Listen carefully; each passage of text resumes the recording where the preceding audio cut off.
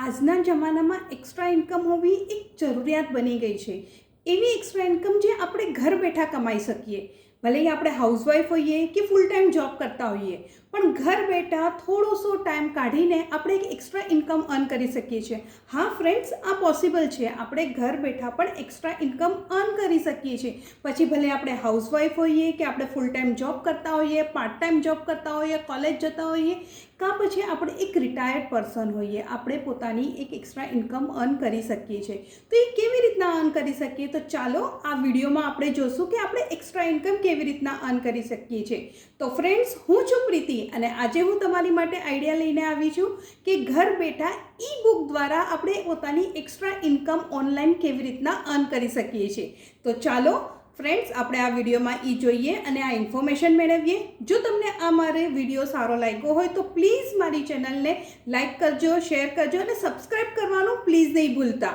તો ચલો વિડીયો શરૂ કરીએ. તો ફ્રેન્ડ્સ, ઈ બુક શું છે? હવે તમારા મનમાં આપણે ક્યારે પણ વિચાર કરીએ ને તો બુક એટલે આપણને આવે કે એટલી જાડી એવી બુક. ના ફ્રેન્ડ્સ, અહીંયા કોઈ જાડી એવી બુક નથી. ઈ બુક એટલે છે ઇલેક્ટ્રોનિક બુક. ઇલેક્ટ્રોનિક બુક જે આપણે આપણા મોબાઈલમાં, લેપટોપમાં કે ટેબ્લેટમાં કે ક્યાંય પણ આપણે વાંચી શકીએ. એક ટાઈમ હતો કે જ્યારે આપણે બુક આખી પરચેસ કરતા હતા અને પ્લસ પછી એને વાંચતા હતા. બસ ફ્રેન્ડ્સ, એ જમાનો ગયો. હવે બુક્સ મળે છે ઓનલાઈન. ઓનલાઈન આપણે બુક્સ વાંચી શકીએ છીએ PDF ફોર્મેટમાં. હા ફ્રેન્ડ્સ, આપણે આવી જ રીતના બુક બનાવવાની છે PDF ફોર્મેટમાં. હવે હું તમને કહીશ બુક બનાવવાની તો તમે કહેશો બુક બનાવું તો બાપરે, હું કોઈ લેખક નથી, હું કોઈ કવિ નથી, તો હું બુક કેવી રીતના બનાવું? ફ્રેન્ડ્સ, અહીંયા કોઈ લેખક કે કવિની જરૂર નથી. આપણે પોતે પોતાની ઈ બુક બનાવી શકીએ છીએ. તો શું ટૉપિક જોવે કે કયા ટૉપિક પર હું ઈ બુક બનાવું? તો સિમ્પલ ટૉપિક પર પણ આપણે ઈ બુક બનાવી શકીએ છીએ. એના માટે એવું નથી કે 150, 200, 1000 પેજની બુક બનાવે છે. ના ફ્રેન્ડ્સ, ફક્ત 20 થી 30 પાનાની પણ તમે એક બુક બનાવી શકો છો. અને ઈ બુકમાં આપણે ટૉપિક્સ ક્યાં રાખવાના છે? તો સિમ્પલ ટૉપિક્સ પણ રાખી શકો છો. ફોર એક્ઝામ્પલ કે તમે છેલ્લા 1 મહિનામાં કંઈક વેટ લોસ કર્યું હોય, વજન ઉતાર્યું હોય, તો મેં બસ એની પર તમે તમારું કેવી રીતના વજન ઉતાર્યું એની પર તમે બુક લખી શકો છો. સેકન્ડ છે કે તમે વજન વધાર્યું હશે, કોઈક રીઝન હોય કે ઘણા લોકોને વજન વધારવાની જરૂર હોય, તો પ્લસ એની ટૉપિક પણ છે અવેલેબલ કે એના પર તમે લખો.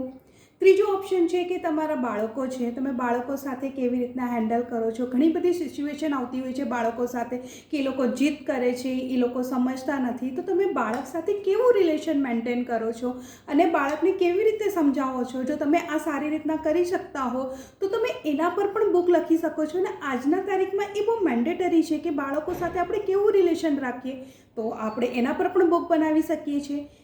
ચોથો ટૉપિક છે કે જો તમે કોઈ કવિ છો કે તમે નાના મોટા કવિ છો, કોઈ મોટા કવિ નથી, પણ તમને લખવું, વાંચવું એ બધું ગમે છે, તમે કોઈક તો બી કવિતા ક્યારેક તો બી વાંચી હતી પણ તમને હજી પણ યાદ છે, તો બસ એ કવિતાને ઉતારો, એના પર થોડાસા ચેન્જીસ કરો અને તમે તમારી પોતાની કવિતાનો સંગ્રહ કરીને તમે એક બુક બનાવી શકો છો.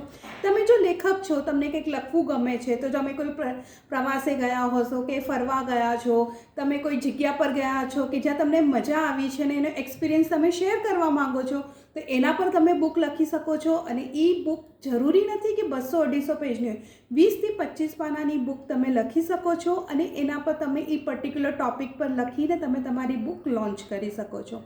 એ થઈ ગઈ. પ્લસ તમે બાળકો માટે સ્પેશિયલ બુક બનાવી શકો છો કે બાળકોની વાર્તાઓ છે કે બાળકો આજકાલ છે ને મોબાઈલમાં વધારે ટાઈમ સ્પેન્ડ કરે છે, મોબાઈલ એમની જરૂરિયાત બની ગઈ છે, તો બાળકો મોબાઈલમાંથી શું અને કેવી રીતના શીખી શકે? આપણે બાળકોને બુક લઈને વાંચવાનું કહીશું તો એમને નથી ગમતું, પણ એવી સારી કોઈ વાતો જે છે આપણે એમને મોબાઈલ દ્વારા જ શીખવીએ, તો એમને મોબાઈલમાં બુક વાંચવાનું કહીએ તો કદાચ એ લોકોને ગમે, તો તમે એવી કોઈ બુક બનાવી શકો છો બાળકો માટે. તો ફ્રેન્ડ્સ, આ કેટલાક ટૉપિક્સ હતા કે જેના પર તમે બુક લખી શકો છો. નાની એવી બુક્સ લખો જે લોકોને વાંચવી ગમે. આ બુક કેવી રીતના બનાવવાની છે? આ બુક તમારે PDF ફોર્મેટમાં શેર કરવાની છે. બુક્સ તો બનાવાઈ જશે, પછી શું કરવાનું? તો બુક્સ બનાવાઈ ગઈ, PDF ફોર્મેટમાં બનાવાઈ ગઈ પછી તમે એને સોશિયલ મીડિયા પર લોન્ચ કરી શકો છો. સોશિયલ મીડિયા પર તમે શેર કરી શકો છો. લોકો, તમે મિનિમમ અમાઉન્ટમાં આ બુક સેલ કરી શકો છો. જો આ બુકમાં તમારે કોઈ વધારે મહેનત નથી કરવાની, આપણે આમાં કંઈ વધારે મહેનત નથી કરતા. આ બુકમાં છે ને સૌથી વધારે સારી વાત જો કહું ને તો આમાં માર્જિન બહુ સારું છે. આપણી ખાલી મહેનત છે. એક ટાઈમ હતો જ્યારે આપણે બુક બનાવતા હતા ને ત્યારે પ્રિન્ટ કરવાનો સૌથી મોટો ખર્ચો આવતો હતો, પણ અહીંયા એ એક બેનિફિટમાં છે કે પ્રિન્ટ કરવાની નથી આ બુકને, આ ઓનલાઈન આપણે સેલ કરવાની છે. તો જે પણ આપણને પેમેન્ટ કરશે આપણે એની આ બુકની લિંક શેર કરી દઈશું. તો આ સોશિયલ મીડિયા છે. એમેઝોન એક ઓપ્શન આપે છે ઓનલાઈન બુક સેલ કરવા માટેનું, ત્યાં આપણે આપણી પોતાની બુક સેલ કરી શકીએ છીએ અને ત્યાં આપણને સારું એવું માર્જિન પણ મળી જાય છે. પ્લસ એક હોય છે કે આમાં ઇઝીલી ચેન્જીસ કરી શકીએ છીએ. પહેલાં આપણે બુક કંઈ પ્રિન્ટ કરાવતા અને પછી બુક જેવી પણ પ્રિન્ટ થાય, જેટલી પણ કોપીઝ પ્રિન્ટ કરાવી હોય એટલી એઝ ઇટ ઇઝ વેચવી પડતી હતી. પણ આમાં એ ઓપ્શન અવેલેબલ છે, આપણે ક્યારે પણ જ્યારે મનમાં લાગે કે નહીં આ મારે ચેન્જીસ કરવા જેવા છે, આ ચેન્જીસ જરૂરી છે, તો ઇમિડિયેટલી આપણે એમાં ચેન્જીસ કરી શકીએ છીએ અને આપણે આપણી નવી બુક લોન્ચ કરી શકીએ છીએ. તો ફ્રેન્ડ્સ, આ હતા કેટલાક આઈડિયા બુક શેર કરવાના કે બુક્સ લોન્ચ કરવાના, કે બુક્સ આપણે ઈ બુક દ્વારા કેવી રીતના આપણે પોતાની ઇન્કમ અર્ન કરી શકીએ છીએ અને મિનિમમ અમાઉન્ટ્સમાં આપણે એને સેલ કરી શકીએ છીએ. આમાં કોઈ વધારે મહેનત નથી લાગતી અને કેટલાક ટોપિક્સ પણ મેં તમારી સાથે શેર કર્યા છે. તો ફ્રેન્ડ્સ, આમાંથી આપણે એક્સ્ટ્રા ઇન્કમ અર્ન કરી શકીએ છીએ અને આ કામ એવું છે કે આપણે ઘર બેઠા કરી શકીએ છીએ. આઈ હોપ તમને મારી આ ઇન્ફોર્મેશન ગમી હશે. જો મારી આ ઇન્ફોર્મેશન ગમી હોય તો પ્લીઝ મારી ચેનલને સબસ્ક્રાઈબ કરી દેજો.